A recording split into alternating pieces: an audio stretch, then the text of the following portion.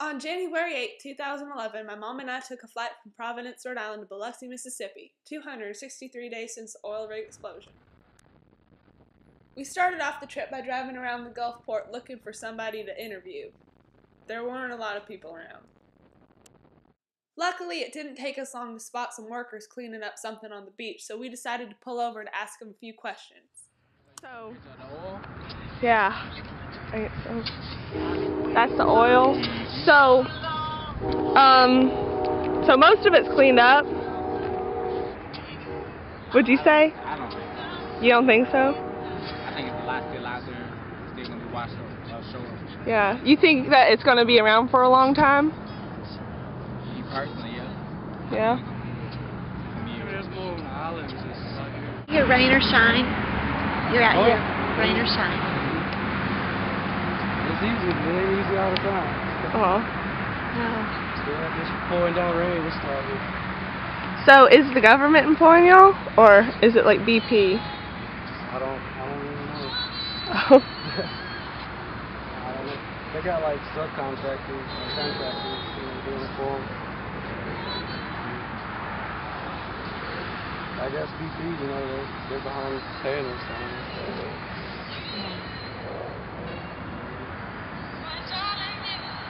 That's good. So all that little stuff is just all like. It's a tedious It looks real tedious. And y'all are up and down the coast, or is this your little section that you do? Oh, this is our spot. They got like 6 different teams. There's not a set time limit on this. This is just going to be an ongoing job. After talking with the cleanup workers, we headed over to a real antebellum house, Beauvoir, home of Jefferson Davis, former president of the South during the war between the states. In 2005, Hurricane Katrina nearly destroyed the beautiful mansion, but after lots of hard work and many years of restoration, the home has been returned to its state of charm and graciousness, a real southern icon. Because Beauvoir is such an attraction, calling history buffs, architect fanatics, and the rebels at heart, we decided to ask our guide if she had seen a difference in tourism since the spill.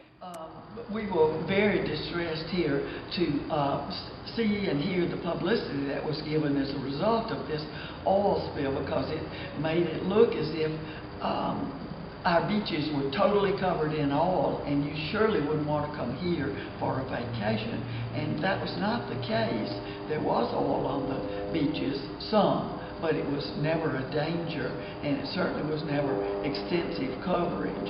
And so we felt bad that in the national press we got that that impression was given, and now we surely would like to encourage people to come here, because we've got wonderful seafood and we eat shrimp as often as we can, and would like to encourage others to come and enjoy our weather and our hospitality and our good food. After our look around Beauvoir, we decided to head out and see where the road would take us next. Road just happened to take us down a wharf with a whole bunch of fishermen on it, because I knew that those boys were out there all the time, and they would be the ones to know what was up with the water. So nothing floating on the surface or on the beach or anything? You haven't seen Not on anything? the beach. I've seen oil out at the islands. Do you think it's still out there? Like, out of sight? Or do you think it's all gone? I think it's sunk.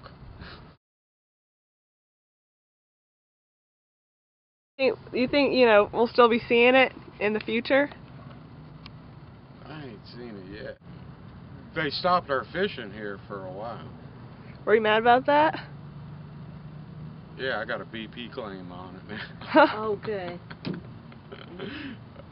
But they stopped our fishing for, I don't know, a couple weeks, and then they would let us catch the fish, but we had to release them. Do you know if they did testing on them? That's when they were testing it. Okay, that's when they were testing them. And then after everything came clean, we're back to fishing. So, and everything I've caught here, it's all good. Looks like it's always, always has. It hurt our economy because people got scared of eating fish. And did they get scared at like tourism? Like you said, you were here down in the summer. Did you notice that there are I've been less here people? since '73. Oh, well, okay. But so you saw a difference, didn't you, in just the amount of people who are on the beach, or did it look normal? No, it was real scarce this year. I Yeah. didn't see oil floating up here, Wow. but they got a crew down there picking up something. I think they're just hanging out, collecting a check. This is the part of my project where I realized that what I should have done was Hurricane Katrina 5 years later. When we had first pulled into that off-road pier, the first thing we noticed was a huge marina. Come to find out, there was once a casino floating on top of that marina, but Katrina blew it away and left the surrounding area a total mess. On top of The casino was all the way over there? On top of a Holiday Inn. Good Lord. So the anchor or whatever statue just broke off during Katrina? Yeah. Okay. And all this, there used to be a road that went around this. See, right here? Yeah. Right here? Uh-huh. This Yeah. is where the road was. Oh.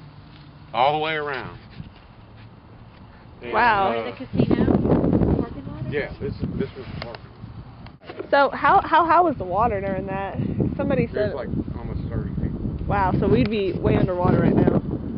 Wow. But, like those trees right there were out here.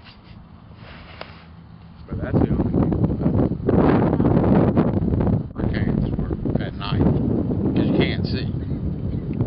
And they make a lot of noise. You know, scare the hell out of you. But this hurricane, about 10 o'clock, I was right over there, right over the tracks. But this hurricane, about 10 o'clock, the wind started picking up, and by 1 o'clock, all the trees around the house were snapped. Oh man, that's scary. And we had a big tree right outside our kitchen window. And it's like, you could see the ground, you know, the roots fixing to come up.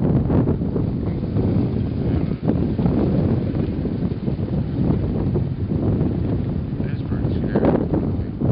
So it's scarier than the oil spill. Yeah,